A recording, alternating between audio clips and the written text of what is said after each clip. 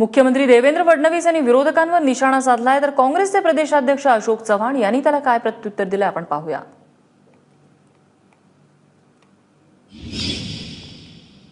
काल जो काही बंद झाला, मी असं म्हणत नाही की सगळे त्यात वेगळे लोक होते, काही शेतकरी निश्चितपणे असतील, पण ओव्हरऑल ज्या घटना झाल्या, माझ्याजवळ प्रत्येक घटनेचा पूर्ण तपशील आहे आणि या तपशिलामध्ये जिथे दगडफेक झाली आहे, कृषी मालाची नासधूस झाली आहे, जाळपोळ झालेला आहे, रास्ता रोको झाला आहे, तिथे कुठल्या कुठल्या पार्टीच्या लोकांनी ते केलं आहे याची कंप्लीट माहिती।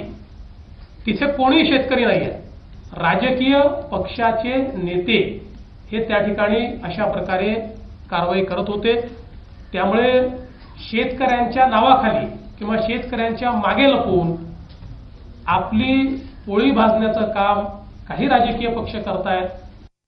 मला वाटतं की आता अभ्यास भरपूर झालेला आहे आणि लोक एकीकडे फार त्रस्त झालेली आहेत, आत्महत्या वाढत चाललेल्या आहेत, राज्यातील कायदा सुव्यवस्थेची परिस्थिती बिघडत चाललेली आहे आणि संप पुकारला गेलेला आहे।